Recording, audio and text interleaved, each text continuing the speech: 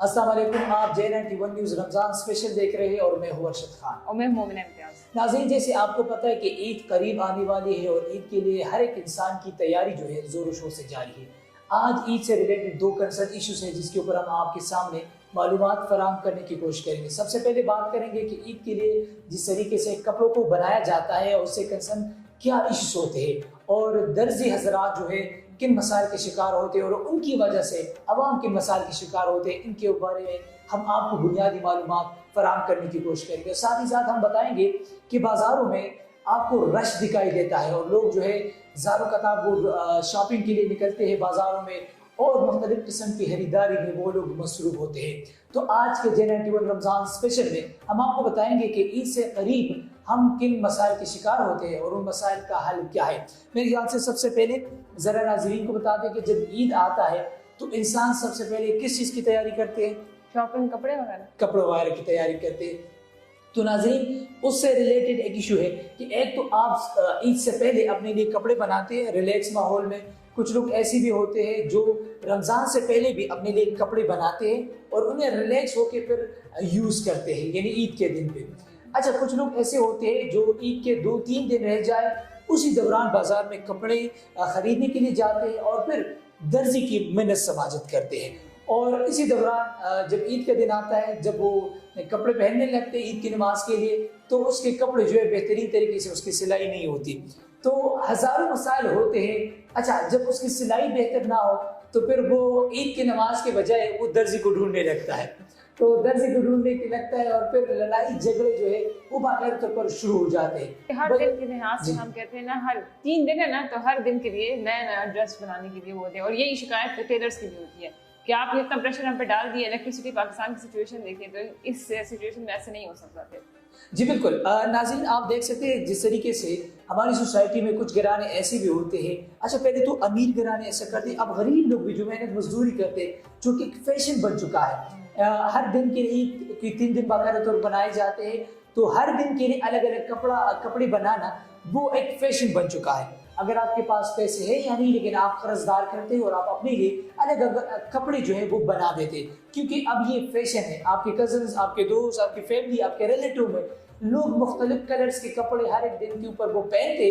तो आपने भी इस फैशन को की जिद में आना है और आपने भी अलग अलग कपड़े बनाना है। लेकिन ये सोशल मीडिया की भी हम कह सकते हैं कि रेस है। जब हम देखते हैं इन्फ्लुएंसर्स को तो वो ईद का ड्रेस पहन लेते हैं और ईद डे 1 पे ईद डे 2, तो इस वजह से जो लोग और होते हैं वो कहते हैं हम भी इस तरह ड्रेसेस बनाते हैं, एक्टर्स वगैरह। अब तो ये कल्चर बहुत ज्यादा आ गया सोशल मीडिया का। जी बिल्कुल, अब सोशल मीडिया जो है हमारे ज़हनों के ऊपर वो सवार हो चुका है और उसकी वजह से हमने अलग अलग दिन के लिए अलग अलग पिक्चर्स बनाने हैं और उसको हमने बाकायदा तौर पर अपलोड करना है। हमारे जहनों में ये सवाल होता है और ये बोझ हमारे जहनों के ऊपर होता है कि ईद के दिन कुछ तस्वीर निकाल कर मैं अपलोड तो कर लूँगा, लेकिन ईद के दूसरे दिन मैं क्या अपलोड करूँगा? ईद के दूसरे दिन और तीसरे दिन अपलोड के लिए क्या होगा? अगर सेम ड्रेस में मैं सेम पिक्चर अपलोड करूँगा तो लोग मुझे गरीब समझेंगे। अब ये असल में वो शख्स गरीब है जो अपने आप को अमीर बनाने के लिए इस तरीके से शो ऑफ करता है और फिर अपने आप को अमीर साबित करने की बाकायदा पर कोशिश कर रहे हैं। तो असल में आपके पास पैसे तो होंगे, लेकिन आप ज़हनी तौर पर आप बहुत गरीब हो, बल्कि आप अपने आप को यतीम समझ लें कि आप किसी को मुतासिर करने के लिए, अपने आप को अमीर साबित करने के लिए आप बाकायदा तौर पर मुख्तलिफ ड्रेसेस का इंतखाब करते हैं और सोशल मीडिया के ऊपर तस्वीर शेयर करते हैं। रिपीट, हम कहते हैं रिपीटेशन, ड्रेस की रिपीटेशन भी नहीं कर रहे होते ना। वो यही तो होता है कि ये माइंडसेट होता है कि लोग क्या सोचेंगे, लोग हमें जज कर लेंगे कि ये इससे तो पहले ईद में पहना था या इससे तो उस इवेंट में पहना था। और सबसे अहम बात ये कि रमज़ान में आप जिक्र अस्कार के बजाय आप ज़रा कुछ इस्लामी बयानात सुन ले, कुछ किताबें पढ़ ले, तिलावत कर ले, उसकी बजाय आप सारे रमज़ान में सोशल मीडिया पर देखते हैं कि इस ईद के लिए कैसे कपड़े बनाओ। और आखिरी अशरा कितना मुबारक होता है ना, उसमें हम कहते हैं 23वीं की रात वगैरह, और उसमें हम सारा शॉपिंग वगैरह में गुजार लेते हैं। लेकिन मोमिना, हमारे नाज़रीन को शायद इस चीज़ का एहसास होगा कि आपके इस फैशन की वजह से, आपके इस मुकाबले की वजह से नुकसान उन गरीब बच्चों का होता है, उन गरीब पड़ोसी का होता है, उन गरीब रिश्तेदारों का होता है कि जिनके पास ईद के कपड़े खरीदने और बनाने के पैसे तक नहीं होते और वो सादा मलबूसात में और पुराने कपड़ों में वो अपने लिए ईद गुजारता है। लेकिन बुजुर्ग हज़रात तो छोड़ दे, आप बच्चों की बात कर ले कि जो अपने वालिद के हाथ देखते हैं कि शायद उनके पास कोई सूट होगा मेरे लिए, वो बच्चे जो दूसरों के कपड़े देखकर वो परेशान होते हैं, ज़ारों कतार वो रोने लगते हैं और ईद के दिन अपने वालिदैन से अपने सूट, अपने कपड़ों से रिलेटेड वो सवालात पूछने लगते हैं, और वो सवालात जिनके जवाब उन वालिदैन के पास नहीं होते। और ये भी है ना कि बेशुमार ब्रांड्स भी आ गए हैं ना, मोबाइल पे कोई डिज़ाइन पसंद आता है तो बिल्कुल उसी तरीके से मांग रहे होते हैं बच्चे, तो इससे भी ख्वाहिशात और ज़्यादा पैदा होती हैं, इंक्रीज होती हैं। जी बिल्कुल। और एक चीज़ आप नोट कर ले, आप अगर 2-3 किस्म के सूट्स बनवाते हैं अपने लिए, तो बराए मेहरबानी एक किस्म का सूट बनाए अच्छी तरीके से, रिलैक्स माहौल में। अपने पड़ोस में देख ले, अपने इर्द गिर्द सपोर्ट पे इस किस्म के लोग देख ले, अपने फैमिली में देख ले कि ऐसे बच्चे, ऐसे लोग जो ईद के कपड़े खरीदने से वो जो है उसकी सिताकत नहीं रखे, तो आप उनके लिए एक सूट खरीद के उनके चेहरे के ऊपर आप खुशियाँ जो है बिखेर सकते हैं। इसके साथ साथ जो सबसे अहम इशू होता है जिसको हमने इंट्रो में जिक्र किया, वो टेलर से रिलेटेड होता है। ये जो दर्जी हजरात होते हैं वो भी आपकी वजह से मुश्किलात के शिकार, क्योंकि आप एक के बजाय 2-3 सूट्स लेकर जाते हैं, ना तो वो इनकार कर सकते हैं, ना वो सूट आपसे ले सकते हैं, तो आप उनके लिए भी मसाइल खड़े कर रहे हैं और खुद अपने आप को भी मसाइल में वो धकेल रहे हैं। तो कुछ रिटेलर्स लालच में भी आ जाते हैं ना, सारे टूल सूट ले लेते हैं लेकिन फिर उनसे वो हो नहीं पा रहा होता। इसके अलावा एम्ब्रॉयडरी वगैरह जो लेसेस होती हैं उनकी भी हम बात करते हैं कि उनके रेट्स वगैरह कितने हाई हो जाते हैं। बिल्कुल, जाहिर सी बात है, आप मार्केट में चीज़ें बेचते हो और दर्जी साहिबान के पास चीज़ें अवेलेबल है, यानी गाहक अवेलेबल है, तो जाहिर सी बात है वो नखरे भी करेगा, उनकी प्राइस भी इंक्रीज होगा। और फिर अगर छोटी मोटी गलती हो जाए तो कहेगा कि जनाब आपने 2-3 सूट्स दिए थे, अगर एक ख़राब हो गया तो कोई मसला नहीं, दूसरा पहन लिया, यानी उसके ऊपर फिर आप कंप्रोमाइज़ करने लगते हो। तो ये कंप्रोमाइज़ जो है जो आपके लिए नुकसानदेह साबित होते। तो एक सूट आपने सिलवाना है, टाइम पे सिलवाना है, अच्छा कलर करेक्शन होना है, और साथ ही साथ आस पड़ोस में, रिश्तेदारों में और बाकी दोस्तों में भी आप दूसरे के ऊपर भी रहम फरमाए, तो मेरे ख्याल से दूसरे भी खुश हो जाएंगे। तो अभी पंजाब में भी एक टेलर जो है ट्रेंड कर रहा था, हसन कैसर उसका नाम है, वो यतीमों के लिए बनाता है, ड्रेस बनाता है, सूट बनाता है, कपड़े ईद के लिए, और उसमें ईदी भी देता है, फ्री में बनाता है वो। तो इस तरह की चीज़ें इंस्पिरेशन होती है ना, लोगों को इससे इंस्पायर होना चाहिए और उनकी भी मदद करनी चाहिए जो यतीम वगैरह होते हैं जो अफोर्ड नहीं कर सकते। जी बिल्कुल, दर्जी हजरात को चाहिए कि आप थोड़ा सा ये जो प्राइसेस है जिसको आपने इतना इंक्रीज किया है और आप कहते हैं कि नहीं महंगाई की वजह से इनको पर लगे हैं, असल में पर आपने लगाए हैं और आपने इसके पीछे ऐसा पेट्रोल का वो सिस्टम लगाया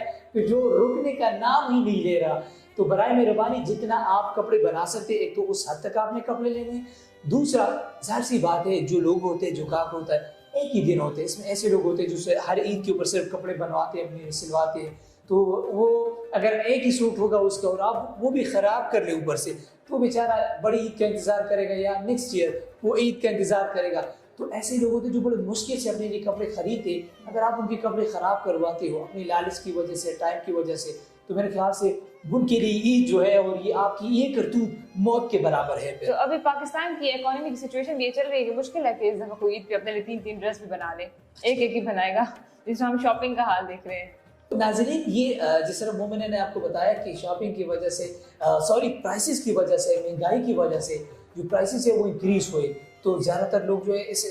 मूड में भी नहीं, इस चीज़ की इस्तेदाद नहीं थे कि एक ही सूट आपने ले सके, तो फैशन जो है, लेकिन भर के मैं डिसएग्री करूँगा आपके पॉइंट से, इस वजह से कि फैशन जो है इसको इंसान किसी भी सूरत बरकरार रखता है, क्योंकि ख्वाहिशात जो है उनका कोई मोल नहीं होता है, मतलब उसको इंसान बरकरार रखने की कोशिश करते हैं, कर्जदार कर लेता है, लेकिन उसको क्योंकि हमने मुकाबला तो करना है ना, आस पड़ोस में साथी के साथ मुकाबला तो हमने करना है। लेकिन आप दर्जी हजरात जो है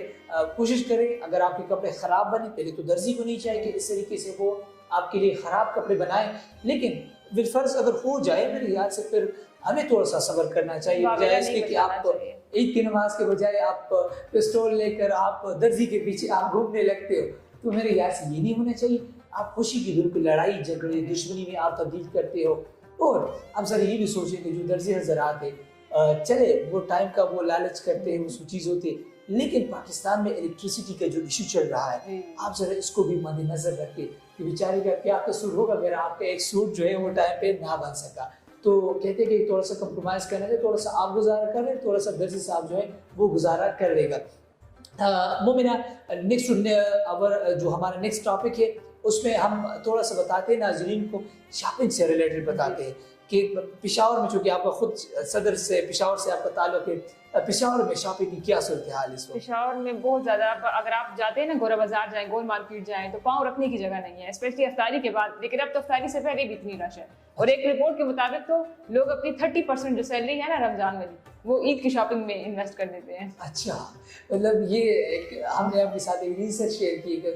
मतलब 30% आप जो है शॉपिंग वगैरह इसके ऊपर इन्वेस्ट करते। अच्छी बात है, आप कंजूस ना रहें, अपने लिए बुनियादी ज़रूरियात की चीज़ें ले लें, अपने बच्चों के लिए, ख़ानदान के लिए, अपने आसपास में जो लोग होते हैं, जो मुस्तहिक होते हैं, आप अपने लिए भी चीज़ें ले सकते हैं। लेकिन इसराफ भी ना करें ना। इसराफ भी ना करें। और सबसे अहम बात यह कि जब आप बाज़ार में जाते हो, अपने लिए चीज़ें लेते हो, बच्चों के लिए, तो दूसरों के लिए भी कुछ चीज़ें आप ख़रीद सकते हो और सिला रहमी जो है आप इस चीज़ को बरकरार रखें। लेकिन दोबारा शॉपिंग में भी हम टाइम को मेंशन करते हैं कि टाइम की वजह से टाइम सिलेक्शन जो है आपकी बेहतरीन हो। जिस तरीके से आप क्रिकेट खेलते हो उसमें टाइम सिलेक्शन इंपॉर्टेंस रखता है, जिस तरीके से आपके टॉपिक सिलेक्शन में इंपॉर्टेंस होती है, जिस तरीके आपकी प्रिपरेशन में वो टाइम सिलेक्शन इंपॉर्टेंस रखती है, उस तरीके से शॉपिंग में भी जो है टाइम सिलेक्शन बहुत इंपॉर्टेंट है। क्योंकि कितने लोगों को देखा गया है कि चांद रात को शॉपिंग कर रहे होते हैं, वो इतना डिले कर देते हैं ना रमजान में किया होता है ना रमजान से पहले किया होती है। जी बिल्कुल, ये सही बात है। आप अगर चांद रात कोई शॉपिंग कर रहे हैं तो ये चांद रात जो है अपनी फैमिली के साथ रिलैक्स गपशप लगा के,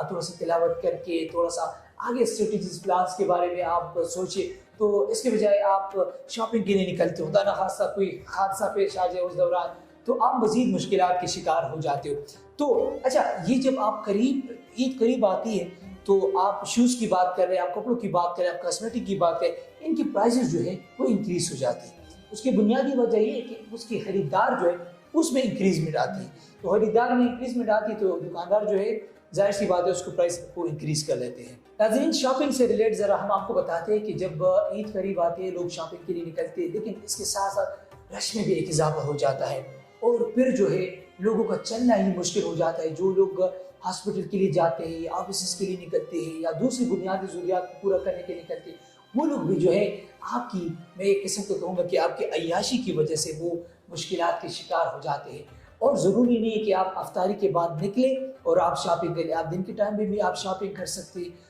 तो आपकी शॉपिंग की वजह से है जो दूसरे लोग हैं वो मुश्किलात के शिकार नहीं। इसमें ज़्यादातर ऐसे लोग भी होते हैं जिन्होंने शॉपिंग नहीं करनी होती, वो ऐसे ही घूम रहे होते हैं, फिर रहे होते हैं, ऐसे सैर कर रहे होते हैं चांद रात की या रमज़ान की वो रौनकों को देखने के लिए। जी बिल्कुल नाज़रीन, एक तो वैसे लोग निकलते हैं घरों से, लेकिन इससे रिलेटेड जो अहम इशू है वो है वुमेन हैरेसमेंट से रिलेटेड, यानी बच्चियों को, ख़वातीन को, उनको हरासा करना। स्पेशली में अगर आप सिटीज़ में देख लें तो यहाँ पे कुछ लोग ऐसे होते हैं जो जिसको मंसूरी लिहान लोंडे लपाड़े कहते हैं, तो वो घरों से निकलते हैं और वो जो है बाकायदा तौर पर दूसरे के बच्चों को, माँ बहन को, उनको हरासा करने की कोशिश करते हैं। कुछ लोग तो जो बाकायदा तौर पर फिजिकल टच के ऊपर जो है उतर आते हैं। तो मोमिना, एक खातून के लिए, एक फीमेल के लिए ये कितना मुश्किल होता है बर्दाश्त करना। जी, क्योंकि जब भी अगर कोई फीमेल बाजार में जा रही होती है ना, तो वो मतलब आप अगर किसी आदमी के साथ कंपेयर करेंगे ना तो आप उससे वो बहुत डिफरेंस है। वो उसको हर इर्द गिर्द भी देखना पड़ता है कि मैं किस तरीके से जा रही हूँ, मैं कौन से लिबास में जा रही हूँ, और फिर आपको इस तरह फिजिकल टच कर दिया जाए और उस वक्त आप उस सिचुएशन में होते हो ना, ऐसे शॉक होते हो आप ना कि आप आगे से कोई रिस्पॉन्स भी नहीं कर सकते होते, क्योंकि हर कोई नहीं होता रिस्पॉन्ड करने वाला, या वो नहीं करते हैं, उस बात को इधर उधर कर देते हैं, लेकिन बाद में उनको फिर वो बुरा लग रहा होता है। तो ऐसा नहीं करना चाहिए, स्पेशली बाजारों में। अगर आप काम के लिए निकले हैं तो वो लोग भी काम के लिए निकले हैं, और अगर इनमें से कुछ लोग ऐसे भी हैं, जैसे मैंने अभी बात की कि ऐसे ही निकले होते हैं लोगों को, ख़वातीन को तंग करने के लिए, तो हमारे लिए भी ज़िंदगी मुश्किल की होती है और लोगों की। आप जिस बाजार में बच्चियों को हरासा कर रहे हैं तो शायद उसके अपोजिट बाजार में आपकी खुद की ख़वातीन घर से शॉपिंग के लिए, आपकी बहन भी निकली होंगी, तो आप इस चीज़ को अपने जहन में रखें कि आप इस बाजार में दूसरी बच्चियों को हरासा कर रहे हैं। अगर कोई दूसरे बाजार में, सामने बाजार में, किसी मार्केट में आपकी ख़वातीन को हरासा कर ले, तो क्या आप उसको बर्दाश्त करने के लिए तैयार हैं? अगर आप इसके लिए बर्दाश्त करने के लिए तैयार नहीं तो इसका मतलब है कि आप मुनाफिक हैं, अपनी कुछ और चीज़ पसंद करते हैं और दूसरों के लिए कुछ और चीज़ पसंद करें। ये वो आदमी होते हैं जो अपनी ख़वातीन को घर से बाहर ज़्यादा निकलने भी नहीं देते। उनको पता होता है ना कि जिस तरह हम लोग हैं ना, उस तरह वो और भी लोग हो सकते हैं, और यही वजह होती है जो ये अपनी ख़वातीन को फिर निकलने नहीं देते या पाबंदियाँ लगाते हैं, मोबाइल नहीं यूज़ करने देते, ये सारे वो लोग होते हैं। जी बिल्कुल। तो आप तो अपनी ख़वातीन को घरों में महफूज करने की कोशिश तो करते हैं, लेकिन ये हदीस आपके सामने होनी चाहिए कि जब आप दूसरी बच्चियों को हरासा करते, उनकी इज्जत को नुकसान पहुँचाते, तो सौ चार दीवारी में भी आपकी ख़वातीन जो है वो महफूज नहीं रह सकती। अगर इस हदीस में कोई गलती हो जाए तो उसके लिए मैं माज़रत चाहता हूँ, लेकिन मफ़हूम उसका